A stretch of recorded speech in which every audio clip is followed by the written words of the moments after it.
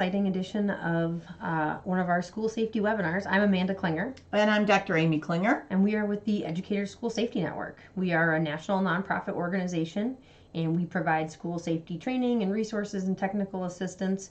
And one of the many resources that we do is this series of ongoing school safety professional development. Hopefully some of you joined us for our previous webinar that we did last month, but you can always go back and check those. They are archived and they're available to watch for free. But we want to go ahead and get started with this one, and we want to say welcome to all the folks who are joining us live, and then also welcome in the future to all the people who are not joining us live. Great. Well, we want to kind of have a little bit of a discussion today, maybe more so than just content delivery, talking a little bit about the hypocrisy of school safety, as in where are we really going and what are we focusing on? But we'll start with just a brief moment here of some introductions. We are the Educators School Safety Network. We are a national nonprofit. We provide training, technical assistance, and resources to educators by educators. My background is as a school administrator, a career educator and teacher, as well as a professor of educational administration. And I have the distinct pleasure of working with my oldest daughter, Amanda. I'm an attorney by training. I will try to keep my being obnoxious attorney to a dull roar today. But you talked about what we do, and everything that we do as a nonprofit is organized around this principle of providing professional development for educators. We do research and we develop resources and we do a lot of other things. We present at conferences. But our mission as a nonprofit is to really raise the professional practice of educators. And I think part of what we're going to talk about today is raising that professional practice in the sense of helping people make smarter decisions about the way that we approach some of this work. So a kind of our overall theme today is going to be this idea of we need to stop buying school safety stuff. Not saying that we should never purchase them, but we need to stop wantonly, sort of randomly, without thought or planning or knowledge of its efficacy. We need to stop buying stuff just for the sake of buying stuff. And so let's kind of examine for a minute a little bit of where that's coming from. Yeah, so I think one kind of pretty good indication of some of the problem and sort of the root of this problem.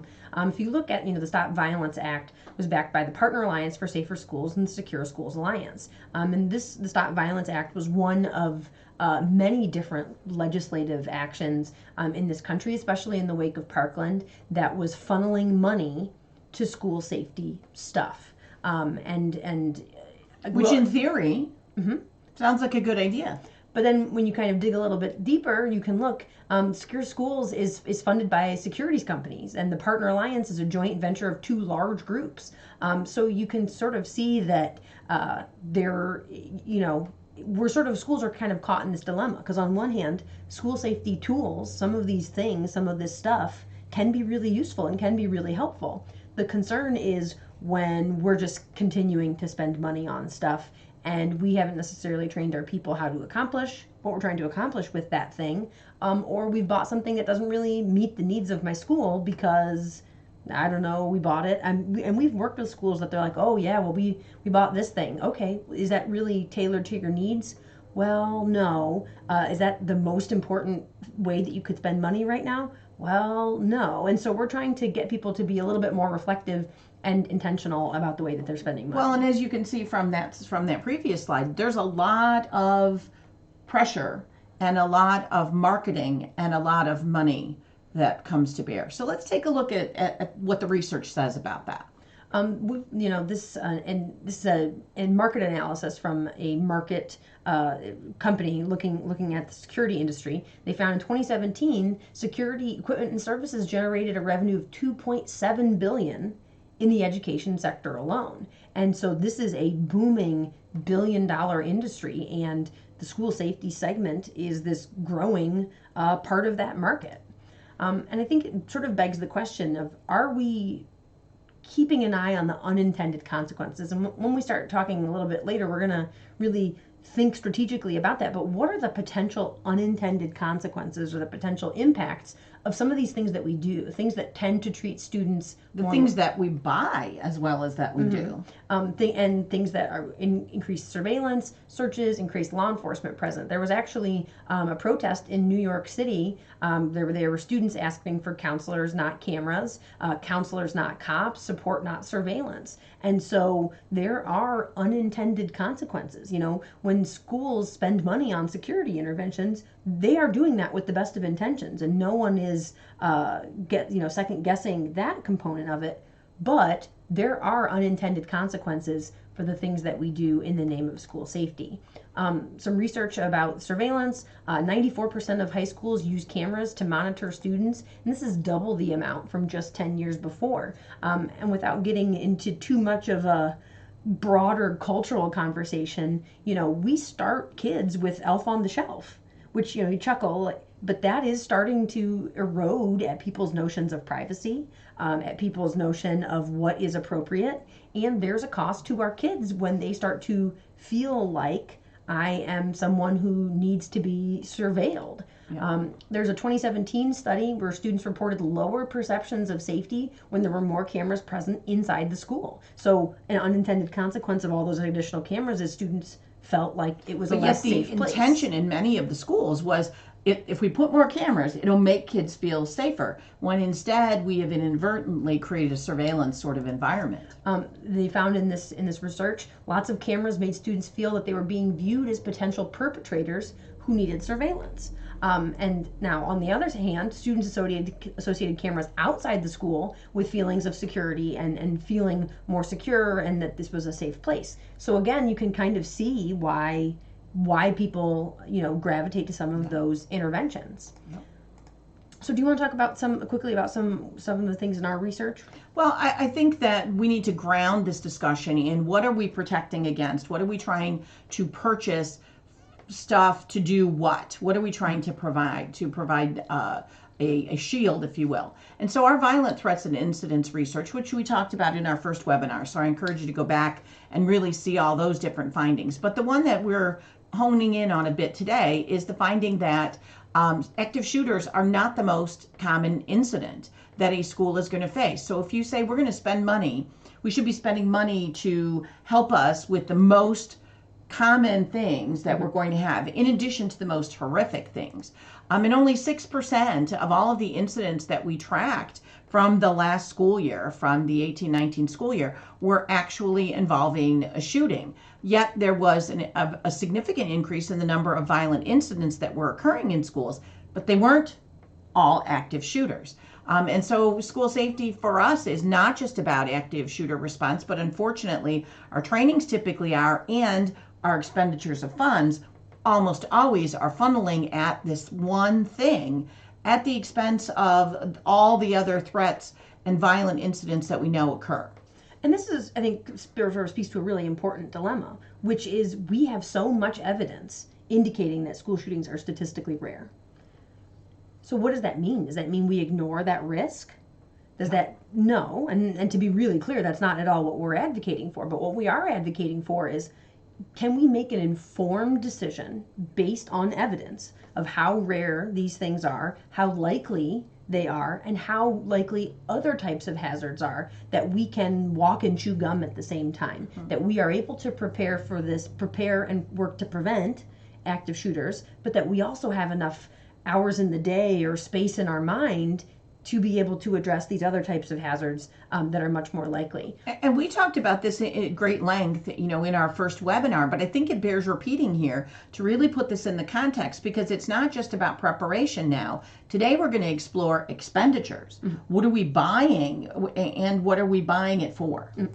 So Harvard lecturer David Roprick talks about this, and he has a really interesting book about the psychology of risk perception. And based on the way that he sort of calculates it and looking at student population over the years and so on and so forth, he figures that the odds of a K-12 student being shot and killed at school are roughly 1 in 614 million. Does that mean we should ignore the risk of active shooter? Absolutely not. But what it does mean is we need to consider, what are the more likely hazards? What are the risks that we face that are much more statistically likely than 1 in 614 million. For example, a student is more likely to die on their way to school.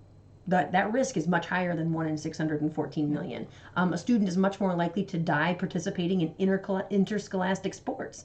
That's higher than 1 in 614 million. And so again, we're not saying ignore the risk of active shooter. We're saying what else are we doing alongside our preparation and our work to prevent? This is data from the Department of Education. They found in this time period from 92 to 2015, fewer than 3% of child murders occurred at school. Again, totally unacceptable. But are we placing that risk in its proper context? And I think this And we're not, because this Pew Research Study indicates we're not. 57% of teens said they're either very or somewhat worried that a shooting can happen at their school. And it's not just teens. 63% indicate that same worry, and that is up from 36% of parents in 2017. So we have two competing problems. On one hand, active shooters, although horrific and unacceptable, are exceedingly rare in the frequency that they happen.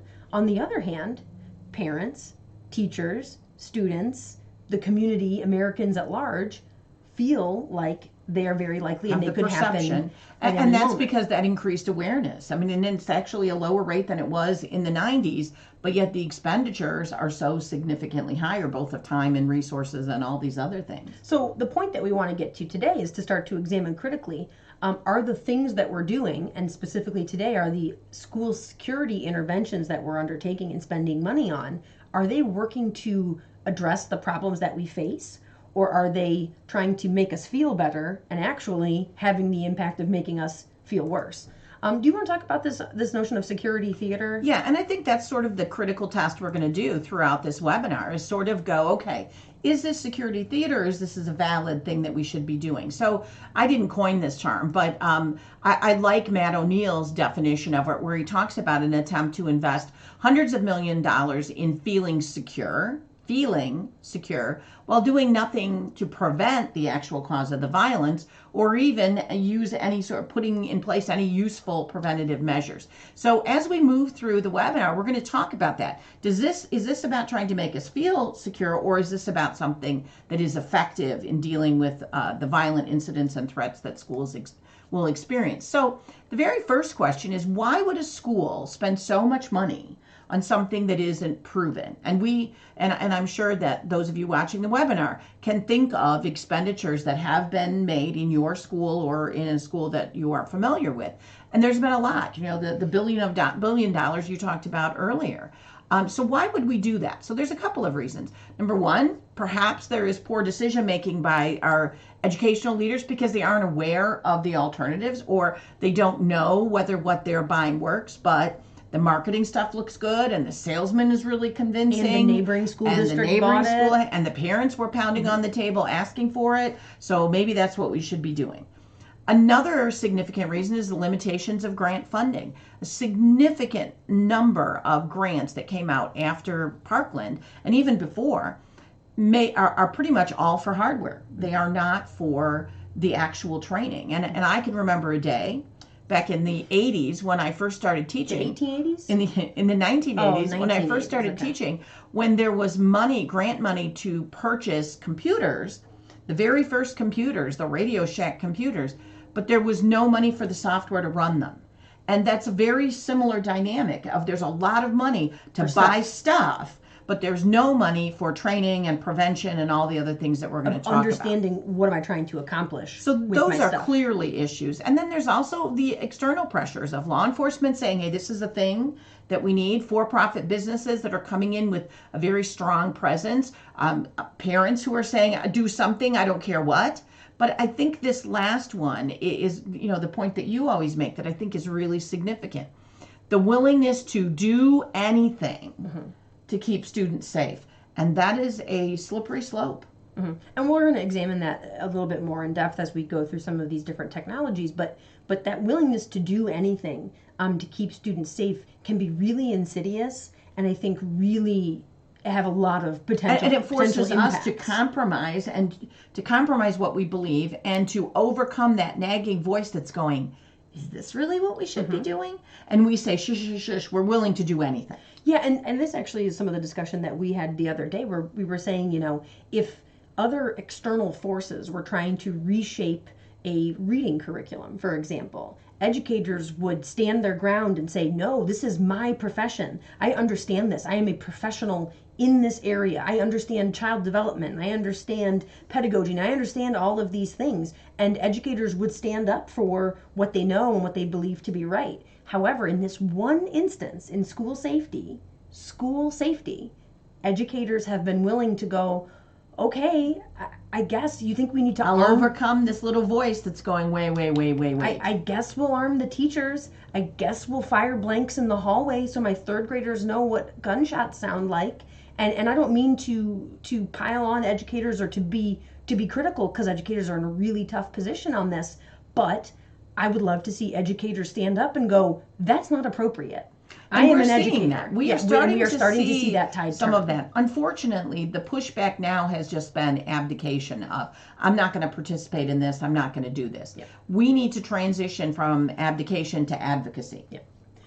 So we're going to kind of talk, what does the research say about school safety technologies? And one big piece of research for this is the a RAND Policy Institute study that they did in 2016. And the study objective was to identify the highest priority for technology needs in K-12 schools when it comes to school safety. And they did a review of literature. So what really works? What do we have data or evidence to support? They talked about needs identified by school practitioners, and then they did a case study of schools, and they did interviews with expert panelists. And so it was really a multifaceted approach to this. Mm-hmm. So you can kind of look at how much, the key findings, and you can talk to some of these. I'm trying to get you to move in here because you're like halfway in and halfway out. There. Well, excuse me a minute while we do all that. So we want to talk about some of the key findings. How much violence really occurs in schools? And again, we've been looking at that from our research perspective. But when they took a significant meta-analysis and said, fatal and serious violence at schools is extremely rare, but clearly the effects are devastating, and all schools experience some level of violence. So clearly we need to do something, even though school-based violence has declined since the 1990s. So it's interesting that now we're spending a lot of money on stuff, when in reality the rate of violence has actually, schools are safer than they have been since the 90s. But I think they made some really significant points here about school climate, that school climate is the thing that has the strongest association with violence or with the prevention of violence. And two of these are does for our audience watching. Violence is most likely to occur in places with the least adult supervision, which we say all the time. There is not enough supervision in schools. And a substantial number of teachers are exposed to violence in schools. And if you watched our first webinar, we talked about how violent, aggressive behavior was a significant factor and a significant increase. And the RAND study substantiates that as well. So they also looked, what do educators say were their safety needs? And they found that educators were looking for better data collection and analytics and easier and faster access to school safety information. And I think that really kind of indicates this undercurrent of data-driven decision making. And this vacuum for it. Yeah. Because essentially educators were saying, I don't know what works, and I don't know how bad the problem is. Could we have some data, and could we get some?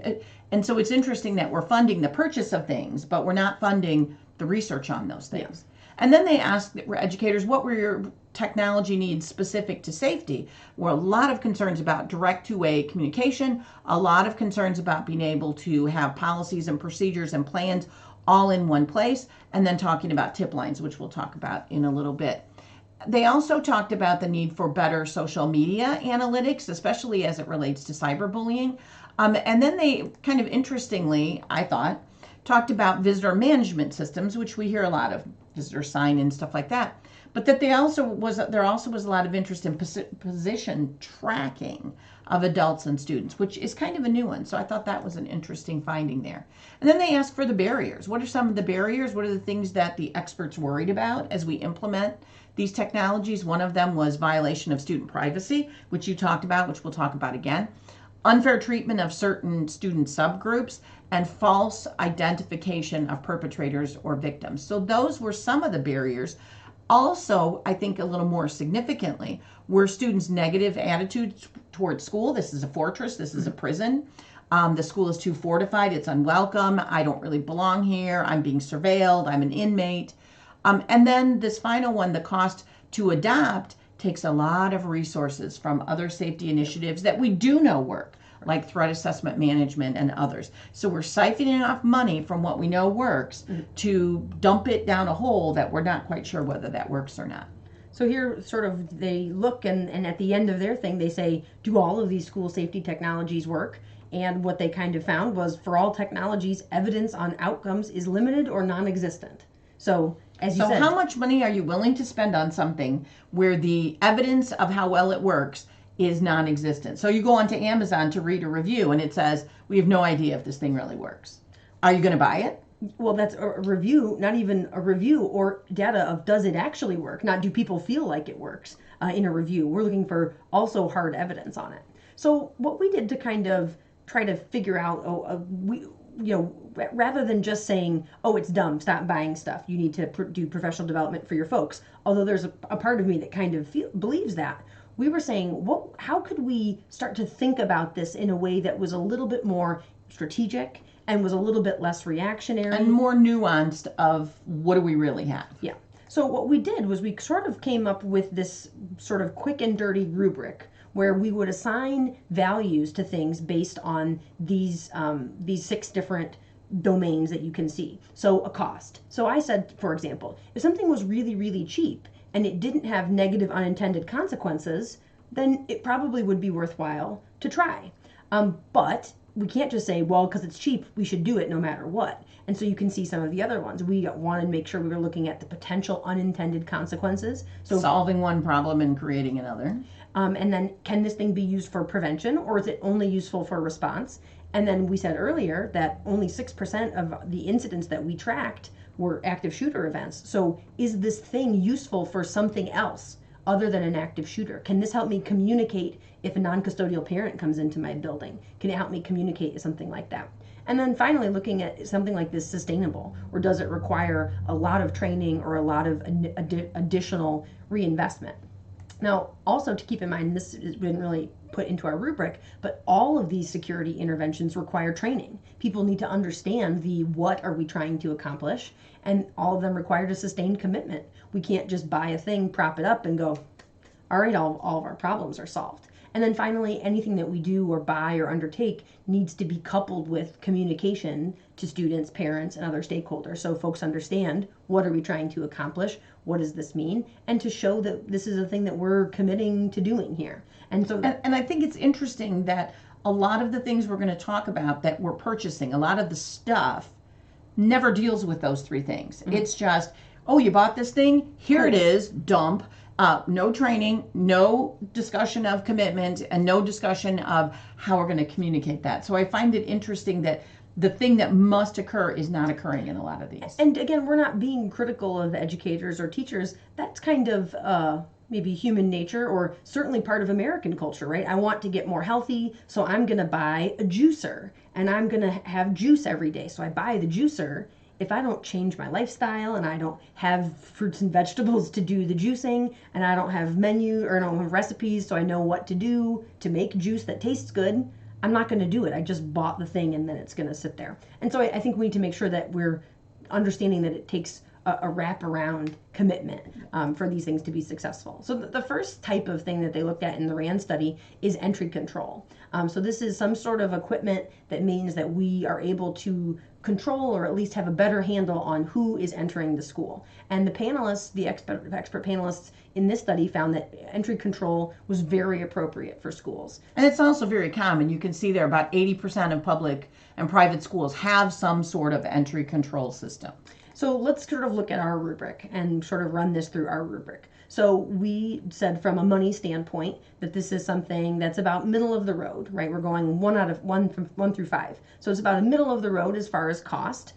We rated it as being very good as far as unintended consequences. So there's didn't create very many unintended consequences. It doesn't, though. You can still have very welcome and open, and from a climate and culture standpoint, it doesn't have a negative impact, especially when it comes to students, because most of the time a buzzer system is not in use when students are entering the building. We said also similarly that it was pretty low as far as creating other problems. The biggest problem really with an entry system is people complaining when you first install it. Or you're not screening is a lack of training. We said similarly that from a prevention standpoint that this is definitely about prevention, not just response. And then as far as being all hazards, you can potentially catch a lot of different types of risks or hazards or concerns by screening folks who are entering the building. Again, it's sustainable, doesn't take that much training to make sure that we are properly screening folks. And as far as evidence to support its efficacy, there is evidence to support that having a better handle on who's in the building can be a really valuable tool. So we rated buzzer systems pretty high, but we also have to think of that slide we had a couple minutes ago. If you don't have any sort of training, and you're just going to prop the door open, or you're just going to let anybody that's buzzing in, then the value of that system drops. So clearly, it's also about the implementation. The second one that we talked about, or that the RAND study talked about, was the identification piece of, talking about student IDs and other ways that you can identify visitors, visitor badges, parking stickers, all those sorts of things. And you can see the rationale behind it. Not so bad. But we want to kind of talk about some of the extreme examples. So this is one in Arkansas where this particular school district chose to spend $287,000 for 200 cameras at just 2 schools, and they had facial recognition systems. So now that would beg the question of, what didn't you buy? If you've bought all these other things, or you have all, and our point in talking about these examples is not to pick on these schools or to criticize, because I'm not privy to all the information.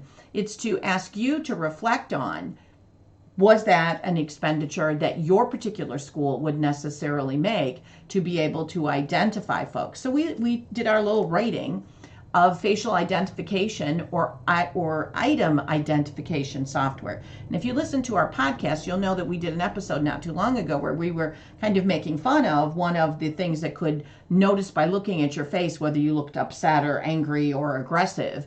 And we talked about that, of really what is the application of some of those things.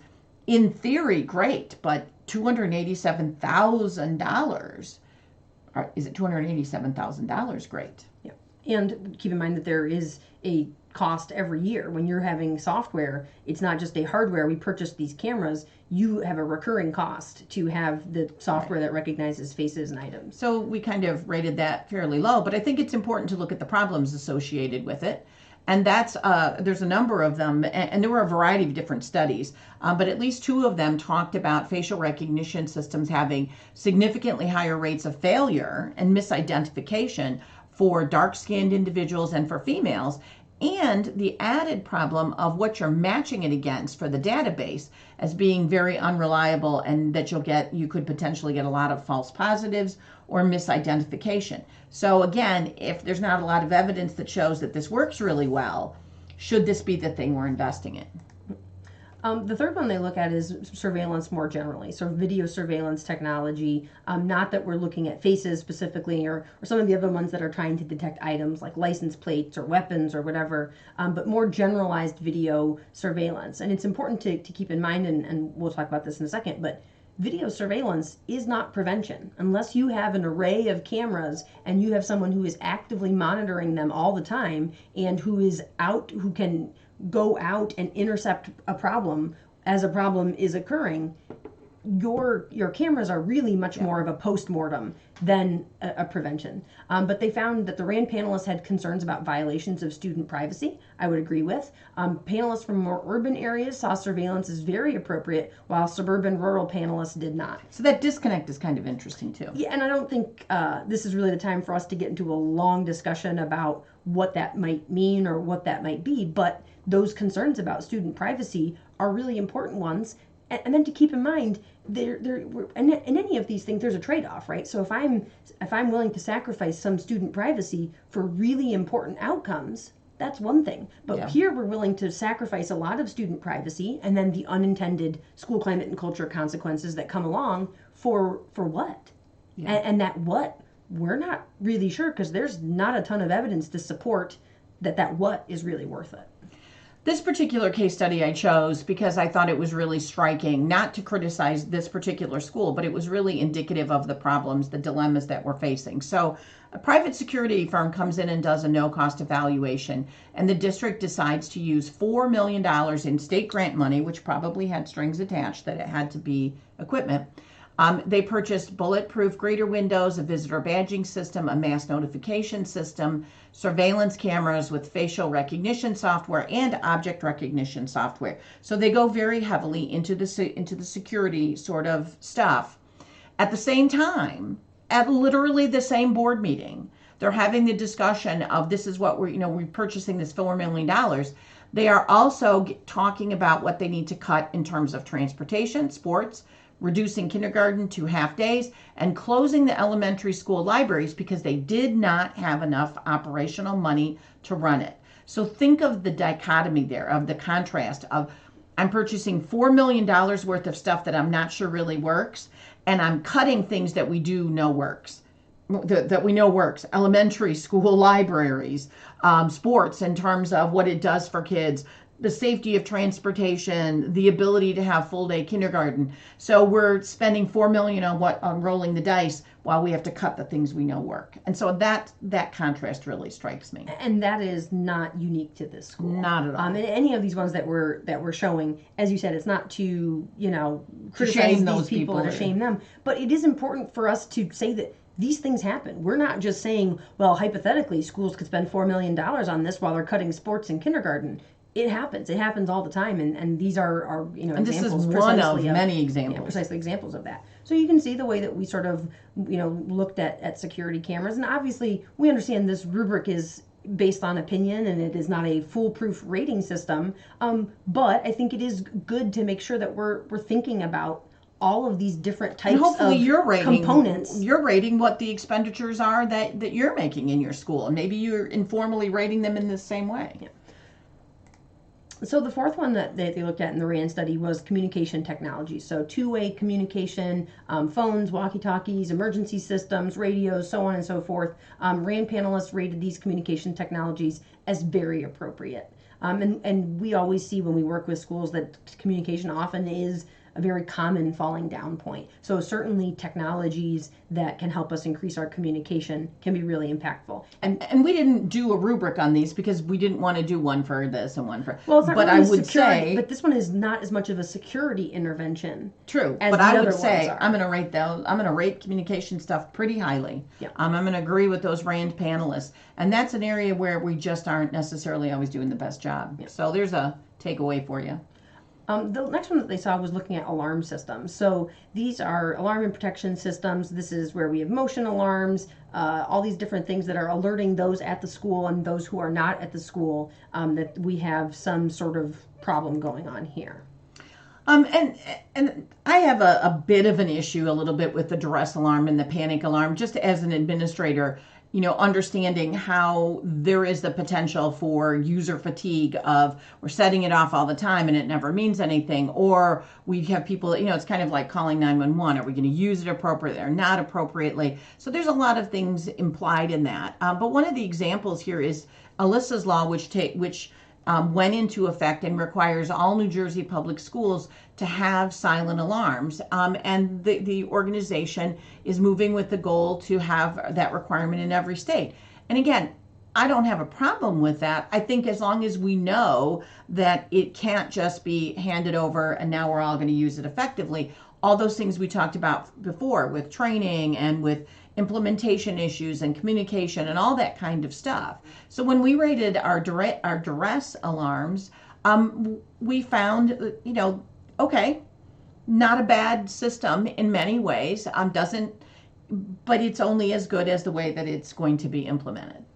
Another version of that, which is not as supported by us, was this whole notion of threat extinguishers. So you want to talk about those because you did a little research on them. Yeah, so these are devices that they're like basically giant canisters of commercial grade pepper spray that can be used to extinguish a threat when someone is at your school trying to act violently. And we lumped it in here with the alarms because it is a smart technology, so it is connected to the internet. So when I remove this thing to extinguish the threat, that it Or when the seventh grader takes it out to spray the room. Yeah, that it will alert the authorities. And you can kind of see where we came down on here, especially when you talk about other problems. And I know I said at the beginning I wasn't going to be an obnoxious attorney, but when you as a school are introducing a thing, you are ultimately going to be liable for the reasonably foreseeable ways in which people misuse that thing.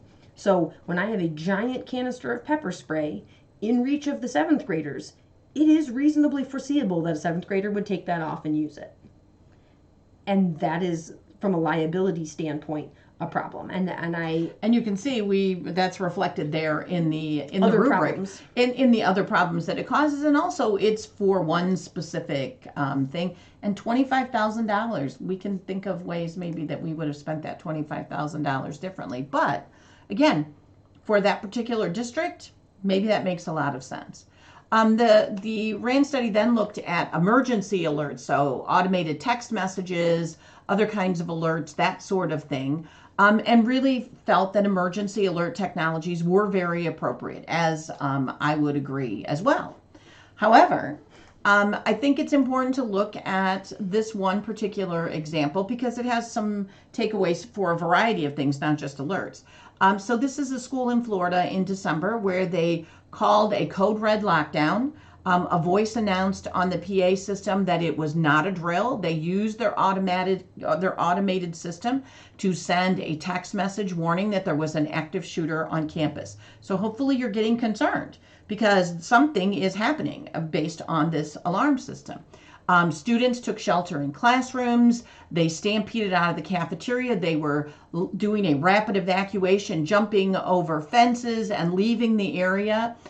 Kids that were not leaving, that were sheltering, were hysterical. People reported seeing students running for their lives. 911 gets flooded with frantic calls about this active shooter event. And a full 51 minutes later, parents were notified that it was a drill. All along? All along. So the whole thing was a realistic drill where we're going to see if people really know what they're We're going to see if students will really vomit and faint when confronted with their own death. So we took that alert system that was supposed to have really important applications for folks, and we used it as a tool to beat people over the head with to create an environment of hysteria in the name of a effective drill, I guess. And so while the alert system is not the problem, it is sort of a case study of, and there's a lot of takeaways here. Should I be an obnoxious attorney? I said I wasn't going to be. I would just ask people to consider the potential legal liability for a parent who during that 51 minutes races to the school and gets in a car crash. Or the teacher that has a heart attack in the middle of it. Or the kids who break their ankle while jumping the fence because they believe they're running away from an active shooter. And all of those things actually happened. And here's the thing. Not in this instance, but. And here's the thing. What are they really at the most basic level trying to accomplish? They are trying to test preparedness in a way that we didn't have 7 days of buildup. And you can do that. You can have a drill at an unscheduled time. You can have a drill that's a complete surprise during the change of classes. And you can accomplish what they're actually trying to accomplish. The only distinction is... And you can use your alert message system if you want to make sure it works. The only distinction is at the very beginning of this surprise drill, you say, this is a drill. Please take it seriously. This is important practice for us. But this is a drill. People always think that we're saying you need to tell people far in advance that there's having a drill. Not at all. Do a surprise drill. Sure. Do all you want. The most egregious thing in this case study is this is not a drill. Yeah. That is, a significant problem. But not the point of this webinar. But it really does sort of say. I could talk a lot longer about that one. So then we go into metal detectors as one of the things that the RAND folks looked at. And that's just what you would think, a metal detector. 80% of the panelists believe metal detectors increase students' negative attitudes toward school, which is what we also see. It makes the school seem unwelcoming, and it also doesn't work. And it is not as pervasive, thankfully, as it used to be. But I find metal detectors interesting in the sense that whenever something happens, that is sort of the default position that people go to, which is, what we need? a metal detector. And there's a couple of things. In a lot of these other, interventions, there is not data to support their efficacy or to support that they're ineffective. There is a vacuum of data about them. In metal detectors, it's sort of unique is that we do have data about their effectiveness. Yes, we do. And the data is they don't work and they have a negative impact on climate and culture and a negative impact on student achievement. So that's really important to keep in mind. And a litany of schools that had metal detectors that ended up with guns in the school. Anyway. And I think it's important when you say when something happens, people's reaction is fine, put metal detectors in. And I think that's because we see metal detectors at hospitals and courthouses and sporting events, and maybe they're effective and maybe they have positive outcomes in those settings. But the challenge that I always will say to people is when you walk through a metal detector on your way to visit your mother in the hospital, does that act, you walking through a metal detector, impact surgery? No. When you do it walking into a courthouse, does that impact the judge's ruling? No. But we have data to support that indicates forcing children to walk through metal detectors has an impact on academic achievement, which is the reason that negative impact. Right, has a negative impact on academic achievement, which is the reason that we have school. So we cannot say that it is just like a sporting event or just like a hospital or just like a courthouse. So you can kind of see what we do here. Metal detectors did not fare well in our rubric. And keep in mind, in this rubric, when we have a 0 for unintended consequences, it's meaning the worst. It means, metal detectors are among the things that have the most unintended negative consequences for climate and culture and for student, And I have to say, when I was pulling together some of the stuff for this webinar, looking at the pictures of kids waiting in line for metal detectors has a very emotional resonance with me. It's just it's so sad to look at these pictures of kids that's what we're doing to kids. It's just an interesting. And also, I think I hate to keep extrapolating it out to a culture at large, but is that what we want Americans to feel like? Yeah. Because those little guys in that picture there are future full-fledged Americans, and what we are training them by making them walk through a metal detector every day on their way to class is this is the way things are here. And right, isn't that school is a dangerous place. Mm-hmm. And now we're doing it when schools are the safest they've ever been, and now we're making you walk through a metal detector. When it's And I think that was sort of after 9/11, the rationale for we need to still have the World Series is because if we cancel the World Series, the terrorists have won. And I don't want to be glib, but when we are marching third graders through metal detectors, have we lost? Yeah. I don't know. I also have an emotional reaction to it, clearly. Tip lines were the next ones. The panelists rated tip lines as very appropriate, as do we. But I think it's important to note that there are problems with it. I was reading an article by the testimony for this gentleman who is the president of the Superintendents Association in Florida, and talking about the problems with their Fortify Florida tip line, in that because it's anonymous, they're getting just floods and floods and floods of calls and tips. That they're finding it very difficult to respond, and they're ending up ignoring some of them, which they don't want to do. And there's just so many they can't keep up. And so they're having conversations about, can we modify the tip line to make it more like a Crime Stoppers situation where there is some accountability. You are able to go back and find that person instead of just saying anything that you want. And we saw in our research that you saw in the first webinar that there's been this incredible uptick in false reporting and erroneous reporting of active shooter events and suspicious people and that sort of thing. And I think we're seeing this in a lot of the states with the tip lines. And I'm going to do my obnoxious attorney thing again. When you as a school or as a state, in this case, set up a tip line, you have created a legal duty for yourself. So we have said, tell us your concerns, tell us your tips. We now have a duty to follow up on those and to assess the validity of these threats or these concerns. Well, and the other concern that I have, one of the concerns I have about this, though, is also that disconnect. So back in the day when I was a principal, if a parent drove up and they saw some guy sit in a car, they would come in and tell me, there's a guy just sitting out in the car. Then I could work through that. I could collaborate with law enforcement. We could investigate it. It didn't take 24 hours for it to funnel through a tip line.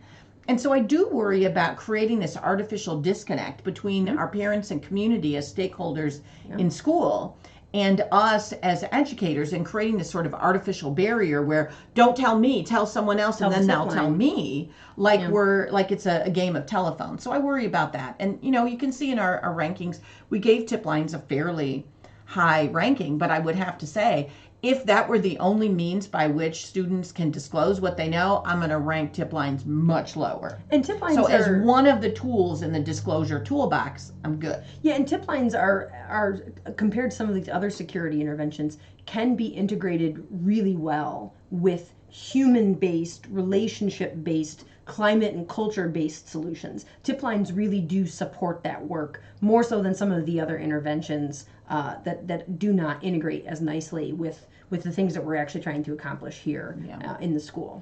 Then a couple of these ones that they looked at in the RAND study were ones that aren't necessarily happening a great deal. One of them with the tracking, and this one with mapping, where you're able to look at schools and where they are and things like that. So we didn't spend a whole lot of time on there. But now we kind of want to pull it together, and this one sort of pulls those two things together. This is a school in New York that spent $1 million of their state bond allocation, half of it on technology infrastructure and the other half on technology security. And you can see what they bought. $50,000 for a license plate reading camera. I'm not even sure what that does. Is it to collect tolls? Yeah, I'm not necessarily sure how that benefits. A remote lockdown capability, lockdown visual notification system for large group areas, so something goes off that tells you to lock down. 299 cameras, card readers on all the doors, and sensors that tell you if the doors are propped open. I'm not saying these are good or bad, but $1 million for these things, or half of that for these things, do we know that those things made a difference, and what else could we have spent them on? So we're not trying to Monday morning quarterback that particular situation.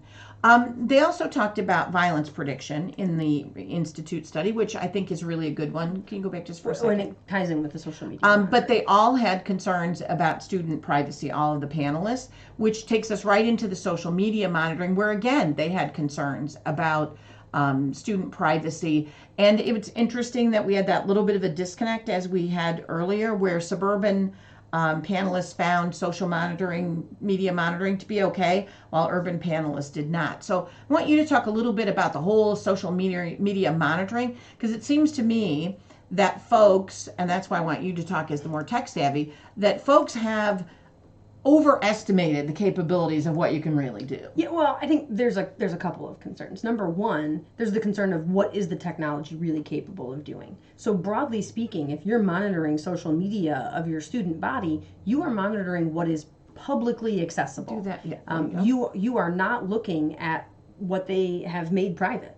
And to say that you're catching much on their public social media, probably not very much. I think, also there's a lot of, we're going to monitor, what are we able to monitor? Well, we give everybody a Chromebook, so we monitor the Chromebook. Okay, that's fine, but what are you missing? And I just think sometimes people have a overinflated sense of what they're really able to look at and capture. Yeah. I think, we have some of these things, the concerns about freedom of expression and their responsibility of, to monitor and to protect. But I think a lot of what it comes down to is you are looking at artificial intelligence to find stuff for you. And right now, I am of the opinion, both on social media monitoring side and on the item recognition, facial recognition, we know there are technology hurdles that we have not yet cleared. And so we are placing our faith and our money in a thing that can't necessarily do exactly what we think it's going to do. And then more importantly, at what cost? There is a cost to our kids, and there's a cost to our educational systems when we say, hey, we're monitoring you, we're surveilling you, you're here in the panopticon, we're watching. What is the cost to kids? And we're just beginning to start to look at what we have given permission to. Mm-hmm. Do you want to talk about this, about student data? Yeah, this is a concern that's just very recent that just came out in terms of Florida schools. As part of some of the things that came out after Parkland, they are required to collect and store student data in a gigantic database, the Florida school safety portal. And there's been some concerns raised from some of the researchers that there is no evidence-based research has demonstrated that a data-driven surveillance system will be effective in preventing school violence. So there is no proof of efficacy of that. And nobody really knows how this database was designed, developed, or tested. But what we do know is what's in it. So this database is a repository of everything, including video footage, grade cards, discipline records, teacher memos, social media monitoring. It is essentially a gigantic dump. FERPA violation. Well, it's a gigantic dump of student information that we're not quite sure what we're doing with it. It's just, let's get all of it. So we're going to sweep all the information into a big bucket, and then we'll decide what it is we're going to do with it. But the researchers indicate there's no evidence showing that the collection of this type of data can predict whether a student will commit a school shooting or not, because that was the original intent of let's get all this stuff and then we'll use it for threat assessment. So the intent is maybe very good, but we're concerned with, and as were these researchers, of are we really examining the consequences of that? And are we doing this strategically, or are we just saying, let's just get a dump truck full of stuff and then we'll figure out what to do with it later? And I'll say this because I'm a little bit more of a tech savvy person. I'm sorry, which goes back to that whole idea of anything it takes. Right, and so I'm more of a tech savvy person than you, so I'll say this so you don't have to. Our students working to prevent violence in our schools is not an industry to be disrupted by big data and big tech. I mean, when you look at behavioral threat assessment and management, the University of Virginia model, the U.S. Secret Service model, the Salem-Kaiser model, there is a mountain of data to support the efficacy of those programs. And you know what it takes? Educators who understand their students being trained in those systems. This is None not of them like, require the support of big technology. This is not like we're going to come and disrupt, Airbnb, or we're going to come and disrupt taxis. The mountain of data and AI is not going to solve this problem, but educators can. And I find that to be really frustrating that people who are not education people come in and go, and I get emails every day. And the work that we do and the profile that we have, I get emails every day from someone who has solved this problem with a piece of technology or a piece of hardware. And most of it is monitoring someone. And if we would just buy into this thing, this magical solution from a person who has never taught a day, has never ran a school, and I'm not an educator, so I'm offended on your behalf and on the behalf of educators that, oh, it's so simple. You just need this thing, and you just need big data, and you just need enough algorithms, and we'll be able to predict which kids. And I find that to be really problematic. So you can see social media monitoring did not fare well with us either. So let's kind of pull these together in a couple of different ways. And I feel a little bit bad because I feel like this poor school has probably gotten a lot of... But on the other hand, they have set themselves out as the safest school in America. They have, for an expenditure of $400,000, which was a number of years ago, so I think that would be significantly higher now. All the teachers wear panic buttons. They have bulletproof cameras. They have smoke cannons. They have bulletproof doors. They have classroom boxes that are connected to the sheriff's department. And I think that they've gotten a lot of media attention for that, and I think they have had a lot of scrutiny. But I don't know that it's the safest school in America, number one, and at what cost, and what else could they have done with it? And so you could say it's potentially a harder target than some other schools in America. That's probably a fair claim. Yeah. Yep. Then I also wanted to talk just for a second about this company that had a contest inviting students to write an essay about how this robot could keep them safer at school. Because again, if we're going to use technology and we're just going to say that if it's technology, it is inherently good and it is inherently going to work. Haven't these people seen like Terminator or like, I don't know, all the movies where like our AI overlords? Am I the only one that's concerned about this? I look at that and go, there's a kid writing on this thing. There's a kid vandalizing the thing. Someone has reprogrammed it to scream obscenities. I mean, I'm thinking of all the thing. So that's kind of a little bit of an interesting sidebar. But I think where we've really seen this kind of happen is in Colorado. So Colorado had a spending audit where they looked at, can you go ahead one slide so we have that one first? They examined 12 programs, including tip lines, training resources, security grants, climate. They looked at, they saw a lot of problems with duplication of programs, contradictory information, and no means of assessing whether any of the expenditures work. Now, if we go back to that previous slide, it was $100 million over 3 years on these different initiatives. And the bottom line of the audit is they found it could not measure the results of the expenditure. Now, not all of them were technology based, but a lot of them were, unfortunately. And this is, I don't think, unique to Colorado. I think what's unique about Colorado is that they were examining, we spent all this money, and what do we have to show for it? And keep in mind, they had a lot of resources dedicated to the administration of it too. It wasn't just that they threw the stuff out into the wind to see what would happen. They had, safety centers, and they have all kinds of things that are dedicated to these. And they were finding that, and I give them a lot of credit for taking a critical look at that and saying, okay, we're not going to spend another dime until we know what we're really doing and what it's really, what's the bottom line. Which is part of why I find it so galling that companies feel like, oh, I have a magical solution for you. This will magically solve your problems. When here, you have a state actor looking critically at the $100 million they spent. And a state that has a lot of bitter experience in this area. Yeah. And so this is our most recent safest school in America that is getting ready to open. It's $48 million. It has long curved hallways. $48 million for one high school. For the construction of it, yes. And I don't teach the school finance courses. Is that typical? $48 million for the construction of one high school? That's a little pricey. Well, it depends how big the high school is, but to me, it's a little pricey. But okay. Long curved hallways, limited lines of sight, cement bump outs, classrooms where you can hide, classrooms that lock on demand. There is literally what they call an educational panopticon, where one person can see everything that's happening. There are no lines of sight so that you can hide. So if you're trying to supervise, you can't. So all of those other things. This building will be the safest, most secure building in the state of Michigan when it opens, according to the architect who designs prisons. So again, I'm not saying that Fruitport High School is not going to be a great high school. It probably is. But is this the standard? Is this, I want to believe, I want to know that there are other design decisions and other reasons behind what we did in this high school that were not driven by an active shooter. I want to know that this school was designed for learning. I want to know that it was designed to protect kids from all hazards. I want to know that it was designed to be a positive climate and culture. I want to be assured that it was not designed with, this is the closest we can approximate a prison, therefore we're going to do whatever it takes to make our schools safe. And I think it's important, if you look at the principles of crime prevention through environmental design, CPTED, it is not, these things here you're looking at are reactionary.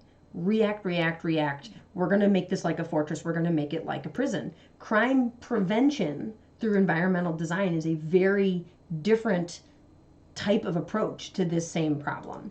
So you can kind of see we put this here through our rubric. The unintended, I would say the unintended consequences are even perhaps more problematic than what we have indicated and here. Again, I don't work for, I don't know anything about this building, so I'm not trying to knock them. But again, those are the decisions that I hope that they made.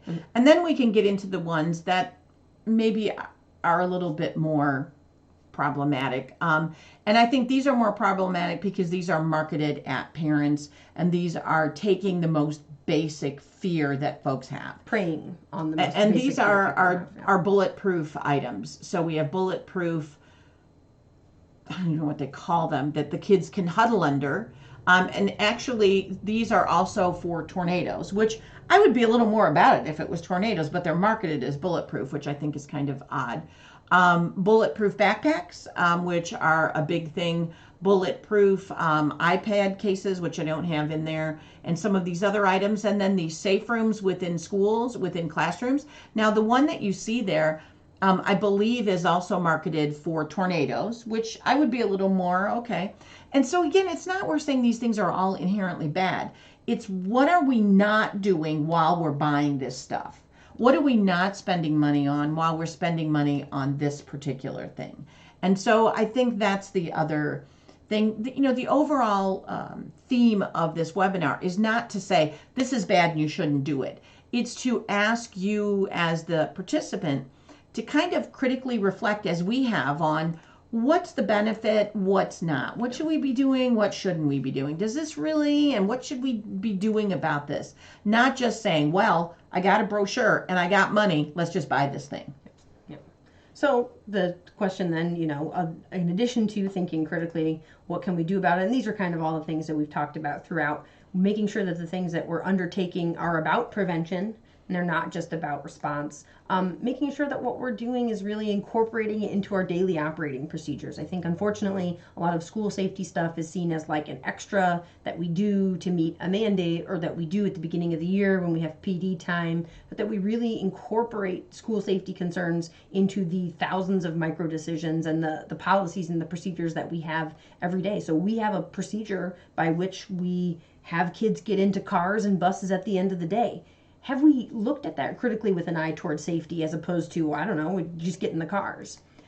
We always are looking for schools to think about training that is ongoing and high quality and based in evidence. We talked a lot today about things being based in evidence as opposed to just, you know, anecdotally, or this is what I heard, so it's probably true. And then, of course, that everything that we do is undertaking from this school safety approach that is comprehensive and all hazards, and that we are not just throwing money at this fear of an active shooter. Yeah. Yep. So the question we always sort of pose at the end of it, where do we go from here?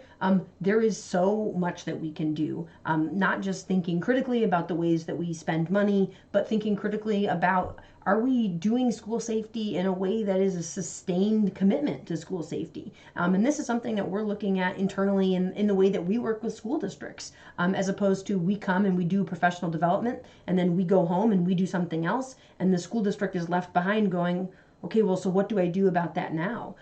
Professional development and decision making about buying stuff and decision making about policies needs to be part of an integrated thing. This is a continuous cycle of improvement, and you know, we're not looking for perfection, we're looking for improvement. And how can we do that as part of a sustained commitment to doing this work? And I don't think that it's problematic when a school wants to buy something. I think it's problematic when a school buys something because they don't know what else to do. Yeah. I think it's that intentionality that we're really looking for. So if there's someone that you wish had seen this webinar, luckily it's being archived, so you can archive it. I encourage you, as your schools are beginning to make decisions about what are we going to do with funding and grant money and things like that, to kind of use this as perhaps a discussion starter for some of those conversations. You can also see that there are some other ways that we would love for you to join with us in online professional development. We have our online academy, we have our live streams, we have podcasts and webinars and all kinds of resources that we put out there to help you in this critical work.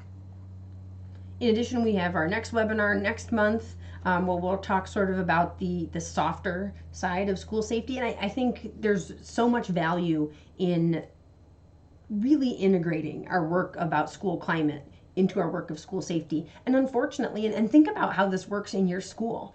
Are the same people addressing school climate and culture as are addressing school safety, or is it two different committees? Yeah. And I think, you know, that is potentially what happens in a lot of organizations, and that certainly sometimes is what happens in the larger scheme of things. You also can connect with us. You can pause this quick and scan that QR code, or you can head to that URL, or actually if you go to our website, it'll prompt you to sign up for the school safety newsletter. And those are all, everything that we've talked about, those are all free professional development things to raise your professional practice as an educator. And to stay current. Yeah. Also, you can always buy a copy of our book, which is not a free resource, but it's a good one. But it's a good one, and we do talk about, again, about that comprehensive all hazards. I mean, the book is talking about how do we prepare for and respond to school violence, which we talked about a lot today, but also natural disasters and other hazards and the type of risks that schools face. You can always connect with us on our website. You can listen to episodes of the podcast there. You can find podcasts wherever you typically find your podcast. You can see our email addresses, our contact information, our social media information. And we really do try to stay current and stay up to date on this topic from an educational perspective, as opposed to from a school security perspective. And then for those of you who need proof of participation for the webinar, you can find more information about how to do that on our website at the eschoolsafety.org webinar link. So until next month, thanks for joining us, and we'll talk to you all soon.